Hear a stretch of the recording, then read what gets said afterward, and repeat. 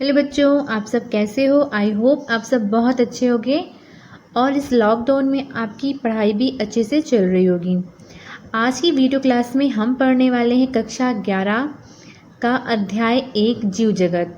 आज हम कक्षा 11 का पहला चैप्टर स्टार्ट करने जा रहे हैं, ठीक है। लेकिन चैप्टर स्टार्ट करने से पहले जीव विज्ञान की बायोलॉजी की कुछ बेसिक चीज़ें हैं जो आपको पता होनी चाहिए। ये मैंने लास्ट वीडियो क्लास में बताया था, लेकिन मैं यहाँ पर फिर से रिपीट कर देती हूँ ताकि आपको याद रहे। जैसे जीव विज्ञान की परिभाषा, ठीक है। जीव विज्ञान की परिभाषा क्या है? तो विज्ञान की वह शाखा जिसके अंतर्गत हम जीवों का अध्ययन करते हैं जीव विज्ञान कहलाता है, ठीक है। जीव विज्ञान की परिभाषा क्या है? विज्ञान की वह शाखा जिसके अंतर्गत हम जीवों का अध्ययन करते हैं जीव विज्ञान कहलाता है, ठीक। जीव विज्ञान के, ठीक है, जनक हैं वो अरस्तु हैं। जीव विज्ञान को 2 शाखाओं में बांटा गया है, जंतु विज्ञान यानी जूलॉजी, वनस्पति विज्ञान यानी बॉटनी, ठीक है। जंतु विज्ञान की परिभाषा, विज्ञान की वह शाखा जिसके अंतर्गत हम जंतुओं का अध्ययन करते हैं, ठीक है। इसके जनक भी अरस्तु थे। वनस्पति विज्ञान, विज्ञान की वह शाखा जिसके अंतर्गत हम पादपों का अध्ययन करते हैं, सभी प्रकार के विभिन्न प्रकार के पादपों का अध्ययन करते हैं वनस्पति विज्ञान के अंतर्गत। वनस्पति विज्ञान के जनक थे थियोफ्रास्टस, ठीक है। ये जो बेसिक चीज़ें मैंने लास्ट वीडियो क्लास में बताया था, लेकिन मैंने एक बार फिर से रिपीट कर दिया ताकि आपको याद हो जाए अच्छे से, ठीक है। तो चलिए बच्चों, आज की वीडियो क्लास स्टार्ट करते हैं, लेकिन उसके पहले आप मेरे चैनल को सब्सक्राइब कर लीजिए, बेल बटन को ज़रूर हिट करिएगा ताकि जब भी मैं कोई नई वीडियो पोस्ट करूं तो आपको नोटिफिकेशन पहुंच जाए। इस वीडियो क्लास को लाइक ज़रूर करिएगा और शेयर तो ज़रूर से ज़रूर करिएगा ताकि बाकी बच्चे इस वीडियो क्लास को मिस ना करें। हमारे फर्स्ट चैप्टर जीव जगत की पहली हेडिंग है सजीव क्या है, ठीक है। इस चैप्टर की हमारी सबसे पहली हेडिंग है सजीव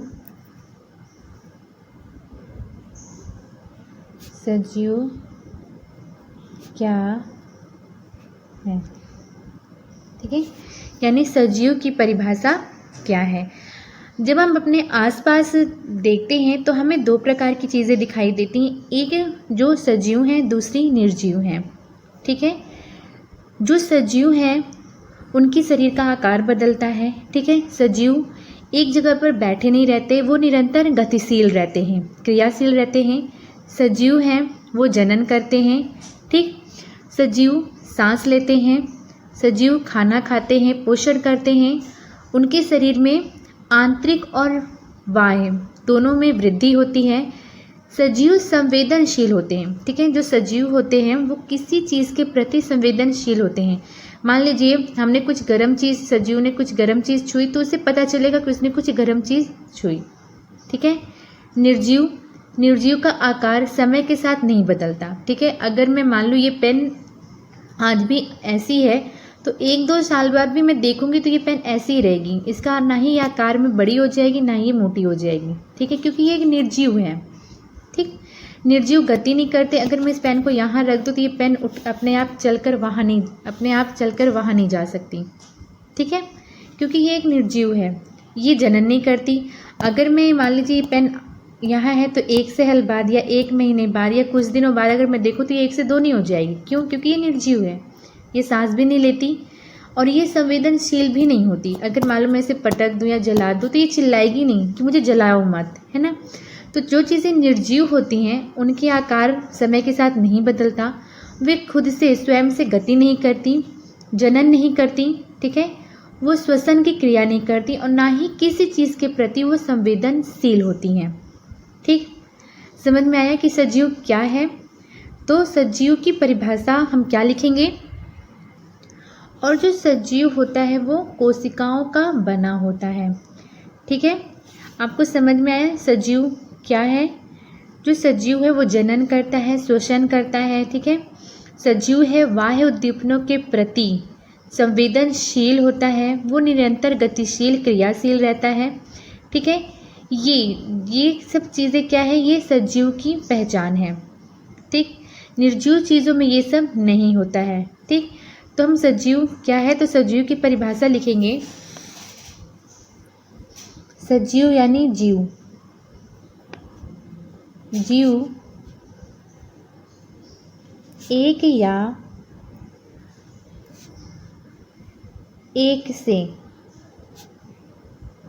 या एक से अधिक कोशिकाओं का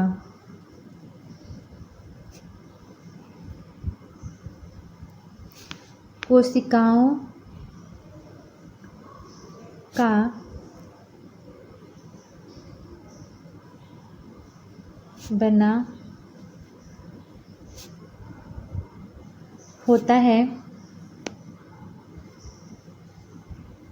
जिसमें बाह्य व आंतरिक वृद्धि होती है। ठीक है, आंतरिक वृद्धि होती है। वह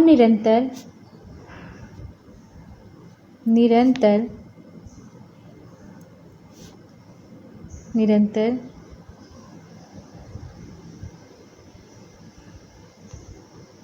विकासशील क्रियाशील तंत्र है, जो बाह्य उद्दीपनों का अनुभव करता है। बाह्य उद्दीपनों का अनुभव करता है, सजीव कहलाता है। ठीक है, सजीव क्या है, सजीव एक या एक से अधिक कोशिकाओं का बना होता है, जिसमें बाह्य व आंतरिक वृद्धि होती है। बाह्य व आंतरिक वृद्धि से क्या मतलब है, जब कोई शिशु, ठीक है, अगर मान लीजिए मैं उदाहरण लूँ, जब कोई शिशु छोटा होता है, ठीक है, जब वो उसका जन्म होता है तो वो छोटा होता है। ठीक है, जब उसमें कोशिकाओं का वृद्धि होती है तो उसकी आंतरिक भी, ठीक है, आंतरिक भी वृद्धि होती है और उसके आकार में भी वृद्धि होती है और धीरे धीरे वो बड़ा हो जाता है। ठीक है, वह निरंतर, जो सजीव होगा वो निरंतर विकासशील होगा, यानी वो जनन करेगा। ठीक है, क्रियाशील, वो निरंतर कार्य करेगा। मान लो थक कर थोड़ी देर के लिए बैठेगा, लेकिन वो हम निर्जीव की तरह पड़ा नहीं रहेगा। ठीक है, वो निरंतर गतिशील रहेगा और जो बाह्य उद्दीपनों का अनुभव करता है। ठीक है, अगर गर्म ठंडा जो हमारे मौसम का परिवर्तन होता है उनका वो अनुभव करता है, लेकिन निर्जीव इस चीज़ का अनुभव नहीं करते। ठीक है, निर्जीव को अगर हम जला दें, फेंक दें, तो उन्हें बाह्य उद्दीप मतलब उन्हें इस चीज़ का प्रभाव नहीं पड़ने वाला, क्योंकि वो निर्जीव हैं। ठीक, तो आप सजीव समझ गए। सजीव क्या है, सजीव कोशिकाओं का बना एक समूह होता है, जो जनन करता है, जो गतिशील होते हैं, निरंतर विकासशील होते हैं और वह बाह्य उद्दीपनों के प्रति संवेदनशील होते हैं। ठीक, ये तो सजीव की परिभाषा हो गई। अब हम सजीव के कुछ लक्षण हैं जिनके द्वारा हम कह सकते हैं कि ये सजीव हैं। ठीक, सजीव और निर्जीव, सजीव के कुछ लक्षण हैं जिससे हमने कह सकते हैं कि ये सजीव हैं। और वे लक्षण, कुछ विशिष्ट लक्षण भी हैं सजीव के, जो सिर्फ सजीव में ही पाए जाते। कुछ ऐसे लक्षण हैं जो सजीव में भी होते हैं, निर्जीव में भी होते हैं, पर कुछ ऐसे विशिष्ट लक्षण होते हैं जो सजीव में ही पाए जाते हैं। ठीक है, जिसके द्वारा हम कह सकते हैं कि हाँ ये सजीव हैं। ठीक, विशिष्ट लक्षण का मतलब कि वो लक्षण सिर्फ सजीव में पाए जाएंगे, निर्जीव में नहीं पाए जाते हैं।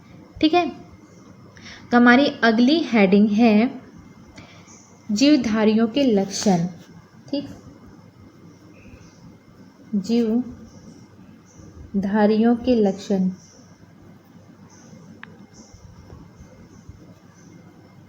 जीवधारियों के लक्षण। ठीक है, जीवधारियों के लक्षण या सजीवों के लक्षण। ठीक है, ऐसे कौन से लक्षण हैं जो सजीवों में होने चाहिए। ठीक है, और ऐसे कौन से लक्षण हैं जो सजीवों के विशिष्ट लक्षण हैं, जो सिर्फ सजीवों में ही पाए जाते हैं, निर्जीव में नहीं पाए जाते। ठीक है, तो जो सजीव का यानी जीवधारियों का जो पहला लक्षण है वो है वृद्धि। पहला लक्षण है वृद्धि। ठीक है, वृद्धि से क्या तात्पर्य है? जीव के आकार में, जीव के भार में तथा जीवों के संख्या में वृद्धि होना, ठीक है, वृद्धि कहलाता है। ठीक है, या तो जीवों के भार में वृद्धि हो जाए, ठीक है, जब उसका आकार बढ़ेगा तो उसके भार में भी वृद्धि होगी। जीवों की संख्या में वृद्धि, यानी जीव एक है, ठीक है, 1 से 2, यानी अगर कोई एक जीव है उसने अपनी संख्या में बढ़ाया और वो 2 हो गए, ठीक है, तो उसकी संख्या में वृद्धि हुई। ठीक है, तो क्या निर्जीवों में वृद्धि नहीं होती? ठीक, अगर कोई मेज है वो क्या 1 या 2 साल बाद उसके आकार में वृद्धि हो जाएगी, उसके भार में वृद्धि होगी? नहीं होगी, क्योंकि वो निर्जीव है। ठीक है, तो यानी ये एक जीवधारियों का लक्षण है। ठीक, क्योंकि उसके आकार में, उसके भार में और उसकी संख्या में वृद्धि हो रही है तो वो क्या है? सजीव है। ठीक, लेकिन कुछ निर्जीव ऐसे होते हैं, ठीक है, जिनमें वृद्धि होती है। अब मैंने ये क्या कह दिया? अभी तो मैं कह रही हूँ कि अगर ये पेन है तो क्या ये 1 या 2 साल बाद और लंबी हो जाएगी और मोटी हो जाएगी? नहीं होगी। ठीक है, तो आप ये सोच रहे होगे कि मैम ने क्या बोल दिया। हाँ, लेकिन कुछ निर्जीव ऐसे होते हैं जिनमें वृद्धि होती है, जैसे हमारा बर्फ़ का पहाड़। ठीक है, बर्फ़ का पहाड़ एक निर्जीव है। ठंडी में जब बर्फ़ गिरती है तो बर्फ़ के पहाड़ में बर्फ़ इकट्ठा होने से, ठीक है, जब बर्फ़ उसमें इकट्ठा होती है तो उसका आकार भी बड़ा हो जाता है और उसके भार में भी वृद्धि हो जाती है। ठीक है, तो उसने वृद्धि करी। ठीक, तो यानी ये जीवों का विशिष्ट लक्षण नहीं है, क्योंकि वृद्धि सजीवों में भी हो रही है और निर्जीव में भी हो रही है। तो यानी वृद्धि दोनों में होती है, सजीव में भी होती है, निर्जीव में भी होती है। आप रेत का टीला ले लीजिए। ठीक है, अगर हम कोई रेत का टीला बनाते हैं, उसमें धूल, मिट्टी, आंधी उस पर जब इकट्ठा होती है, ठीक, तो कुछ समय बाद उसके आकार में भी वृद्धि हो जाएगी और उसके भार में भी वृद्धि हो जाएगी। ठीक है, तो इस प्रकार हम कह सकते हैं कि वृद्धि सजीवों का विशिष्ट लक्षण नहीं है, क्योंकि वृद्धि सजीव व निर्जीव दोनों में होती है। ठीक, तो हम वृद्धि में लिखेंगे जीव के भार में वृद्धि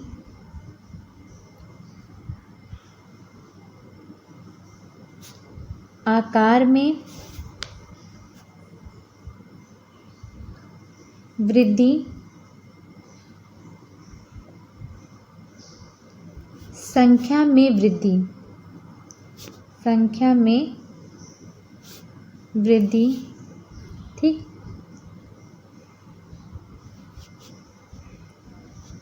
ये सजीव व निर्जीव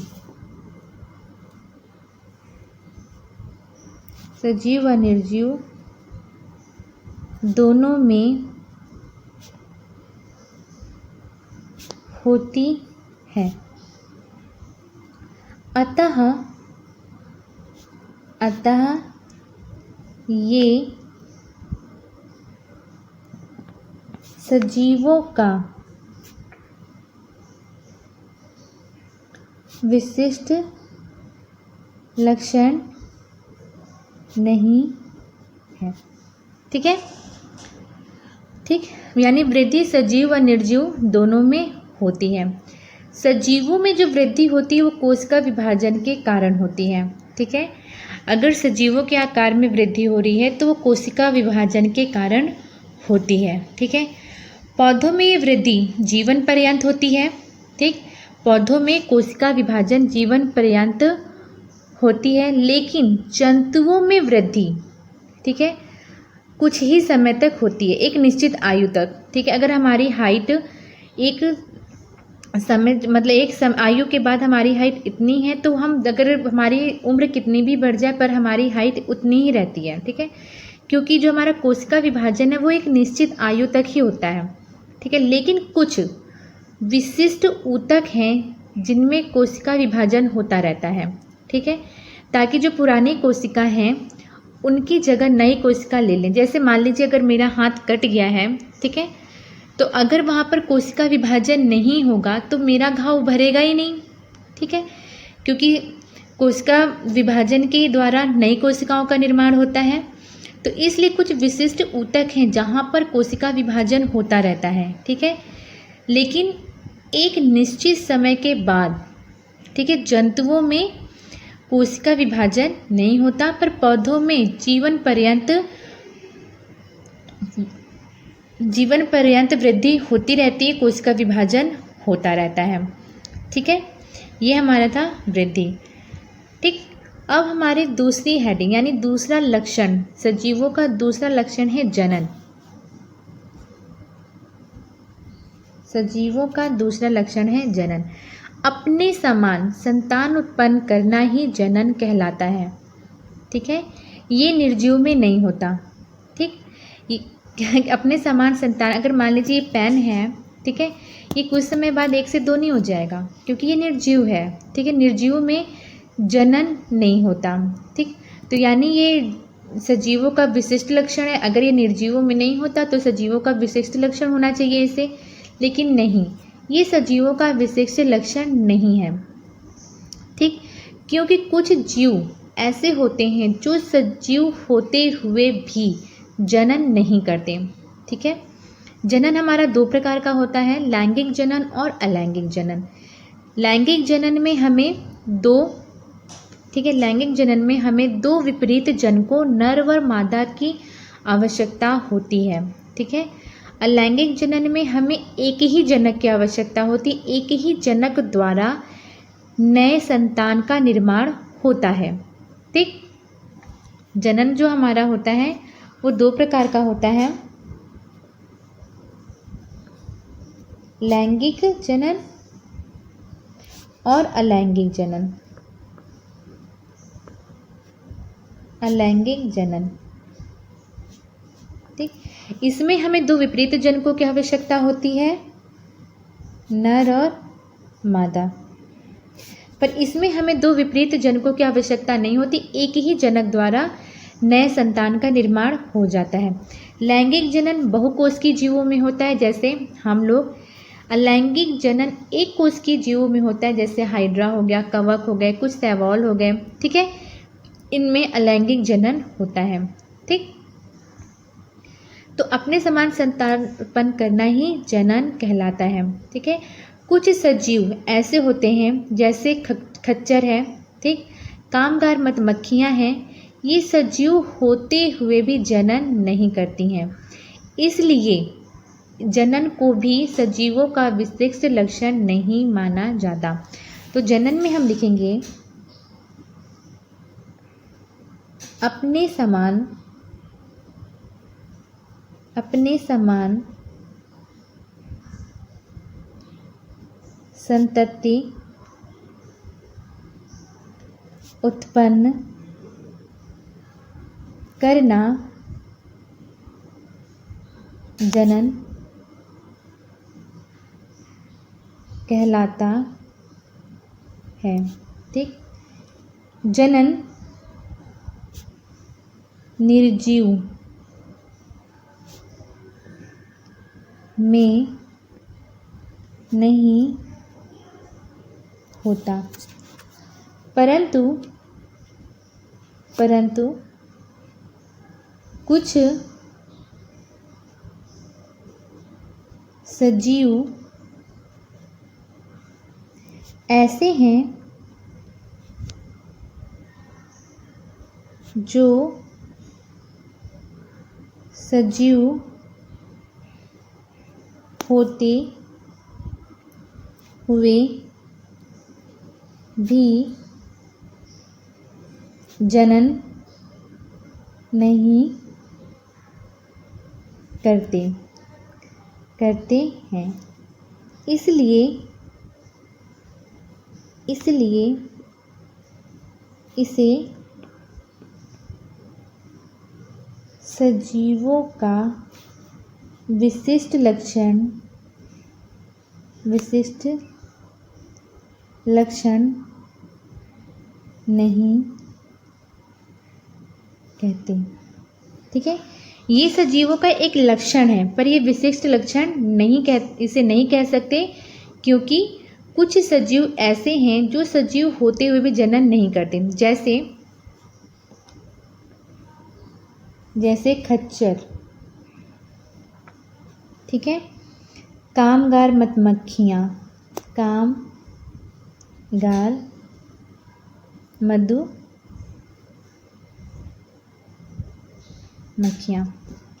ठीक है, तो इसलिए ये सजीवों का विशिष्ट लक्षण नहीं है।